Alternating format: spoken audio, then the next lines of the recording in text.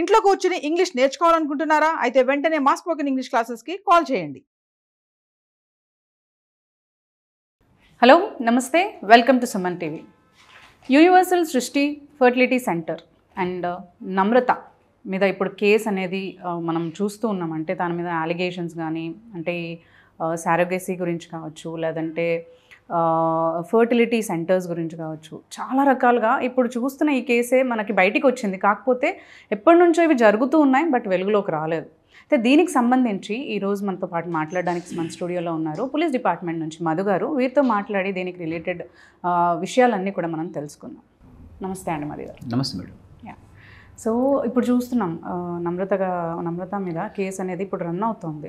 Actually ఏంటి అంటే యాక్చువల్గా అంటే వింటూ వస్తున్నాం, స్పర్మ్ డోనర్ కానీ లేదంటే స్పర్మ్ డొనేషన్ కానీ ఎగ్ డొనేషన్ కానీ ఇల్లీగల్, బట్ జరుగుతోంది. అండ్ సరోగసీ అని ఫర్టిలిటీ సెంటర్స్ పేరిట ముందు కూడా చాలా రకాలుగా మనము పర్మిషన్స్ లేని ఫర్టిలిటీ సెంటర్స్ చాలా బయటపడ్డాయి, మనం కేసెస్ చూసాం. అయితే ఈ కేసు గురించి వివరాల్లోకి వెళ్తే ఏం చెప్తారు అసలు? ఇది యాక్చువల్గా క్లుప్తంగా చూసుకున్నట్టయితే ఓవరాల్గా మనం ఈ కేసుని పరిశీలించి లాస్ట్ కన్క్లూజన్లో ఒక మాట చెప్పాలి అంటే, ఒక పెద్ద హ్యూమన్ ట్రాఫికింగ్ దీని వెనకాల నడిచింది. హ్యూమన్ ట్రాఫికింగ్ దాన్ని మీకు ఎలానో మీకు వివరించి చెప్తాను.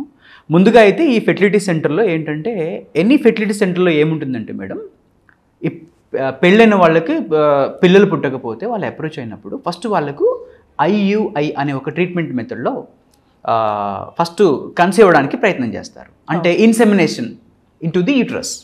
ఓకే. రెండో మెథడ్ వచ్చేసి IVF, అంటే బయటనే ఫలదీకరణం చెందించి ఓమ్ తీసుకొని ప్లస్ స్పర్మ్ తీసుకొని టెస్ట్ ట్యూబ్ బేబీలో ఫలదీకరణం సేమ్ మదర్ ఫాదర్ బయాలజికల్గా ఉండే విధంగా చూసి ఆమె గర్భంలో పెడితే అక్కడ ద థర్డ్ ఈజ్ సెరోగసీ. ఇది ఎప్పుడు అవుతుంది అంటే, ఎప్పుడైతే ఆ మదర్ యొక్క ఓంబ్, ఆ మదర్ యొక్క గర్భసంచి ఏదైతే అలాంటి అట్మాస్ఫియర్ని కలిగి ఉండదో అని డాక్టర్ సర్టిఫై చేసినప్పుడు, మిమ్మల్ని చూస్తున్న డాక్టర్ అయినా కావచ్చు, వేరే డాక్టర్ అయినా కావచ్చు, somebody has to certify that mother is not capable of giving birth to the baby అనే విషయాన్ని వాళ్ళు సర్టిఫై చేసినప్పుడు మాత్రమే సరోగసీకి వెళ్ళాల్సి ఉంటుంది. అంటే ఎగ్ బాగానే ఉంటుంది, బట్ గర్భసంచి బేబీని పెంచి లాగా ఉండదు అని అంట. అవును. దీంట్లో ఏంటంటే మేడం, ఒక్కోసారి ఏం జరిగిద్దంటే ఆ మదర్కి ఎగ్ ఉండదు, గర్భసంచి కూడా మంచిగా ఉండదు. అప్పుడు ఏం చేస్తారు, ఎగ్ వేరే దగ్గర నుంచి తీసుకొని, డోనర్ దగ్గర తీసుకొని స్పర్మ్ ఫలదీకరణ చెందించి ఒక మెథడ్.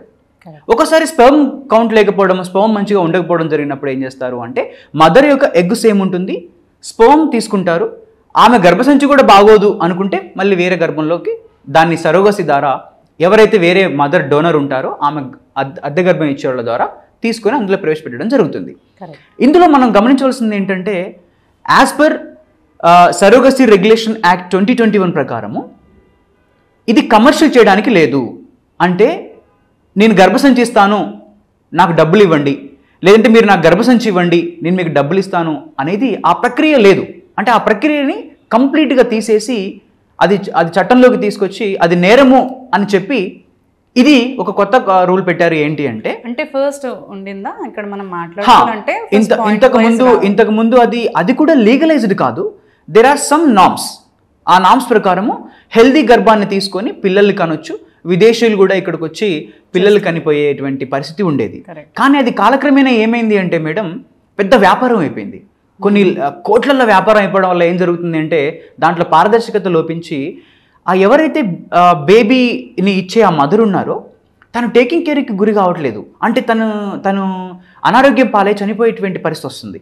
అంటే అంతే, వాళ్ళు బేబీని తీసేసుకుంటారు అంతవరకు. అంటే తను ఒక ఫ్యాక్టరీ లాగానే చూస్తున్నారు తప్ప తనని ఒక హ్యూమన్ బీయింగ్గా ట్రీట్ చేయట్లేదు. అందుకోసమని ఈ చట్టంలో ఇదంతా తీసేసి కమర్షియల్ ఉండడానికి వీల్లేదు. ఇదొక సెంటిమెంట్కి సంబంధించిన వ్యవహారం. అంటే పిల్లలకు కనడం అనేది, రీప్రొడక్షన్ అనేది it's a part of human ఇదన్నమాట. సో దీన్ని కమర్షియల్ చేయకూడదనే ఉద్దేశంతో ఈ విధంగా చట్టం తీసుకొచ్చి ఇందులో పొందుపరచడం జరిగింది. అయితే ఇందులో ఎవరు అంటే, ఇప్పుడు సరోగసీ అనేది మెథడ్ ఎప్పుడు తీసుకొచ్చారు? ఇనిషియల్గా దీన్ని చట్టంలోకి తీసుకొచ్చింది 2009, 2008 కాలంలో తీసుకొచ్చారు. ఎగ్జాక్ట్లీ. ఆ తర్వాత 2015లో తాత్కాలికంగా సరోగసీని బ్యాన్ చేశారు.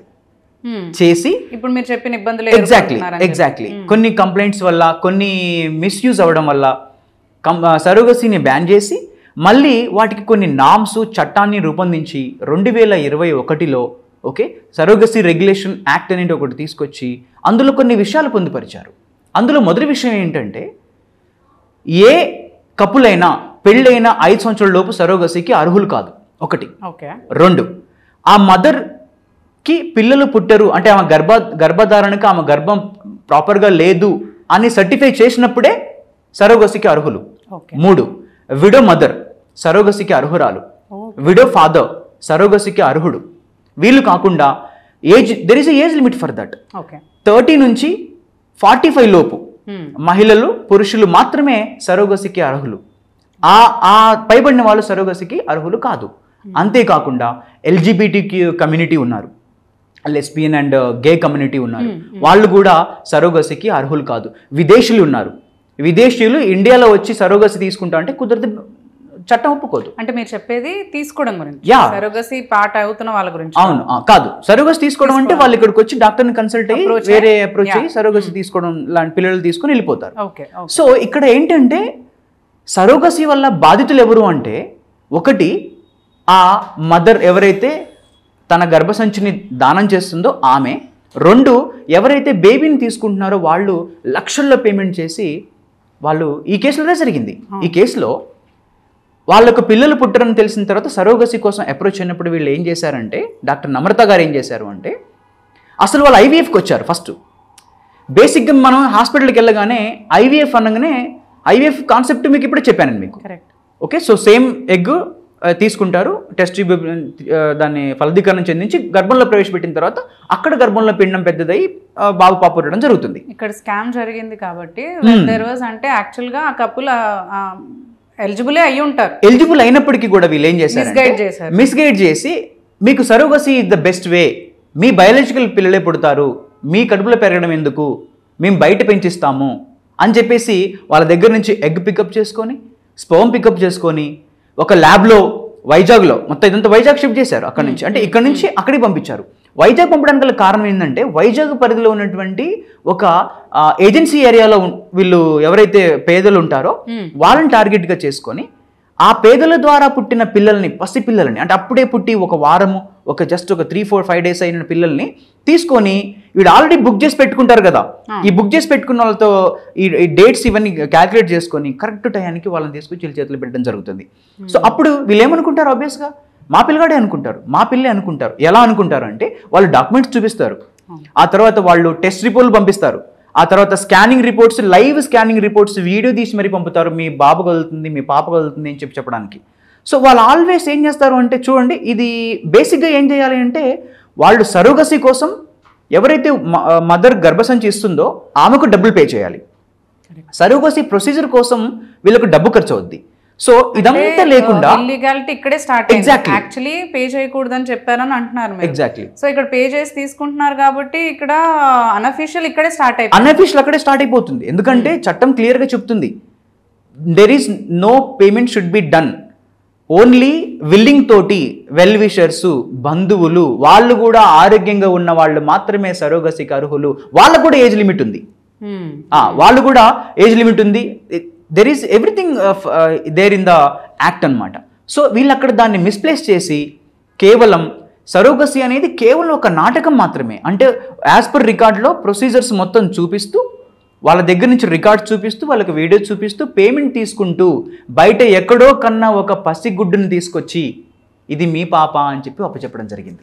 సో దట్ ఈస్ ద, అప్పుడు రాజస్థాన్ కపుల్కి ఎప్పుడైతే వాళ్ళ దగ్గర నుంచి 40 lakhs తీసుకొని బాబుని హ్యాండ్ ఓవర్ చేస్తున్నారో ఆ రోజు వాళ్ళు అడిగారు, మాకు DNA టెస్ట్ కావాలి అన్నారు.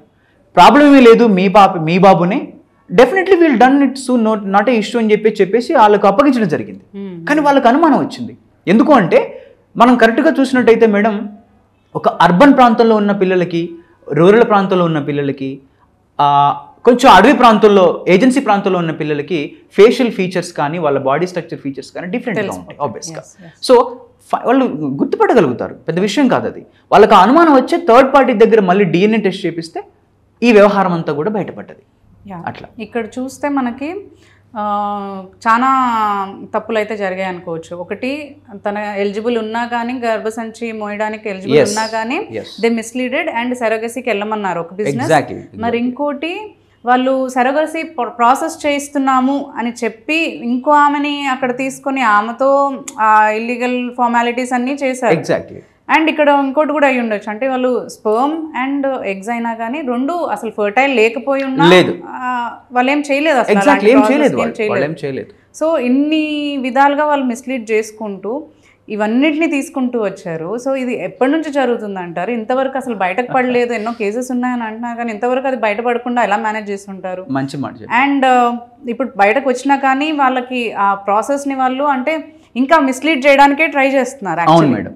సో ఎలా తీసుకోవచ్చు దీన్ని? మేడం ఇది ఇప్పటి నుంచి జరుగుతుంది కాదు, ఇది ఎలా అంటే ఇనిషియల్ డేస్లో ఈ మధ్య ఇటీవల కాలంలో కొన్ని మనం చూసాము. ఒక 5 years బ్యాక్ భువనగిరి దగ్గర కొన్ని తండాలు ఉన్నాయి, సరోగసీ ఫ్యాక్టరీస్ అంటారు వాళ్ళని.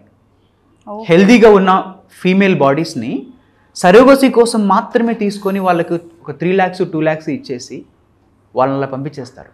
విరాజ్ వాళ్ళకి అక్కడ ఎర్లీ ఏజ్ లో మ్యారేజెస్ చేసేస్తారు కాబట్టి యంగ్ గా ఉంటారు. సో దే యూస్ పేదరికంలో ఉంటారు కాబట్టి వాళ్ళదేం పోదు.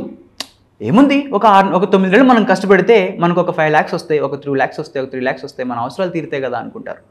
కానీ దాని వెనకాల జరిగేటువంటి మాఫియా, ఆమెకి ఇచ్చేది 5 lakhs 2 lakhs, ఆమె హెల్త్ అంతా పాపం పాడైపోతుంది. Nobody is going to take care of them. అది కాకుండా వీళ్ళు మధ్యలో ఉండి ఈ ఎవరైతే ఫెర్టిలిటీ సెంటర్స్ నడుపుతున్నారో వీళ్ళు మధ్యలో ఉండి ఎవరికైతే బాబుని పాపని అప్పగిస్తారో, ఎవరికైతే పిల్లలు కావాల్సి ఉంటారో వాళ్ళ దగ్గర లక్షలు దండుకుంటారండి. చాలా పెద్ద క్రైమ్ ఇది. సో ఈ కేసులో జరిగింది ఏంటంటే ఇప్పటి నుంచి కాదు, పోలీసుల కథనం ప్రకారం అది 30 years నుంచి జరుగుతుందనేది ఒక వార్త. ఆమెకు నమ్రత గారికి ఎవరైతే ఈ డాక్టర్ గారు ఉన్నారో ఆమెకు 6 branches ఉన్నాయి. అంటే ఎక్కడైతే ఏజెన్సీ ప్రాంతంలో వీళ్ళ బ్రాంచ్ ఉంటుందో అక్కడి నుంచి ఆపరేషన్ నడుపుతుంది. అంటే మీకు మనకు హైదరాబాద్ పరిధిలో మనకు సరోగసీ అని ఒక పిల్లలు కావాలంటే కష్టం. ఇక్కడ నుంచి పిల్లలు దొరకడం అనేది కష్టం. ఏజెన్సీ ప్రాంతంలో 50,000 60,000 90,000 ఇస్తే పిల్లగాన్ని ఇచ్చేస్తారు. వాళ్ళని తీసుకొచ్చి ఇక్కడ 30 లక్షలకి 20 లక్షలకి అమ్ముకుంటే సరిపోతుంది. చూడండి ఎంత పెద్ద వ్యాపారం ఇది. This is called human trafficking. నేను అందుకే చెప్పాను, ఈ మొదట్లో మీకు ఏం చెప్పానంటే ఇది పెద్ద హ్యూమన్ ట్రాఫికింగ్ రాకెట్ అండి. ఇదొక రకమైన different form of human trafficking. చాలా దారుణమైనటువంటి పరిస్థితి. పసిపిల్లల్ని అలా అమ్మడం, ఇలా మోసగించి అమ్మడం అనేది అతి దారుణమైన విషయం. దీన్ని చాలా కఠినంగా పరిగణించాలి. ఇన్ని రోజులు ఇది బయటికి రాకపోవడానికి కారణం వాళ్ళ హస్బెండ్ లైక్ లీగల్లో ఉన్నారు కాబట్టి మేనేజ్ చేసుకుంటూ వచ్చారని అంటున్నారు. How is that possible? No, యాక్చువల్గా నేను చెప్తాను మేడం. ఇది ఎలా ఉంటుందంటే, నేను ఫస్ట్ అన్నాను మీతోటి, సరోగసీ ఎవరు అర్హులు అంటే ఆ తల్లికి గర్భధారణ అనేది ప్రాపర్గా లేని వాళ్ళు అర్హులు. నిన్నటి కేసులో జరిగింది ఏంటి అంటే ఆమెకు గర్భధారణ ప్రాపర్గా ఉంది, బట్ వీళ్ళు మ్యానిపులేషన్ వల్ల సరోగసీకి వెళ్ళారు. It's crime. ఎగ్జాక్ట్లీ. వాళ్ళు క్రైమ్ చేసినట్టే, వీళ్ళు క్రైమ్ చేశారు. కాబట్టి మ్యూచువల్గా మనం ఏం మాట్లాడకుండా కూర్చుందాము అనేటువంటి పరిస్థితుల్లో ఉన్నారు. అంటే వీళ్ళు ఏదైనా బాధితులు ఎవరైనా ఆ యాజమాన్యం ప్రశ్నిస్తే యాజమాన్యం అనే మొట్టమొదటి మాట మీరు కూడా క్రైమ్లోనే పార్ట్ అయి ఉన్నారు, సో కాబట్టి ఇంక వద్దు. అంటే క్రైమ్ లో పార్ట్ ఏ విధంగా అంటున్నారు అంటే పే చేసి తీసుకున్నారు. ఎగ్జాక్ట్లీ, పే చేసి తీసుకున్నట్టే లెక్క. ఎందుకు మీ గర్భసంచి బాగున్నా కూడా మీరు సరోగసీకి వెళ్ళారే? మాకు తెలియదు. వీళ్ళే సజెస్ట్ చేశారని చెప్తారు. అదే చెప్తున్నాను, వీళ్ళ మ్యానిపులేషన్ అలా ఉంది. తర్వాత వీళ్ళు ఎలిగేషన్ తీసుకొస్తారు కదా. ఇప్పుడు everybody Cs the document madam.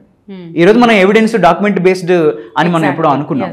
So కాబట్టి వీళ్ళు ఆ ఎవిడెన్స్ ఆ డాక్యుమెంట్స్ని మాత్రమే చూస్తారు. కాబట్టి మీరు ప్రాపర్గా అబ్జర్వ్ చేసినట్టు ఈ కేసులో రిపోర్ట్స్ అన్నీ ప్రాపర్గా ఉంటాయి, టెస్టులన్నీ ప్రాపర్గా ఉంటాయి, స్పర్మ్ ఇంజెక్ట్ చేసినట్టు, ఫలదీకరణం అయినట్టు, ఆమె గర్భసంచిలో పెట్టినట్టు రికార్డ్స్, తర్వాత స్కానింగ్, ఎవ్రీథింగ్ డాక్యుమెంటెడ్ ప్రాపర్గా ఉంది, ఫిజికల్గా లేదు. That is crime. అందుకే వాళ్ళు ఇన్ని రోజులు దొరకలేదు.